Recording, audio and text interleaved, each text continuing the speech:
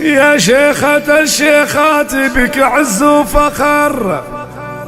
زهرة وفيك المدح ما يبغى دليل، عالطيب طبعك والمقام المعتبر، وفيك الكرم والجود يعدل كل ميل، ولك سمعة عطرة ولك صيت وذكر، وكفك رهاوي بالكرم ما هو بخيل، وعيالك اللي كلهم محزن ظفر، لا حل طاريهم يشرف كل جيل، لا حل طاريهم يشرف كل جيل، يشرف كل جيل.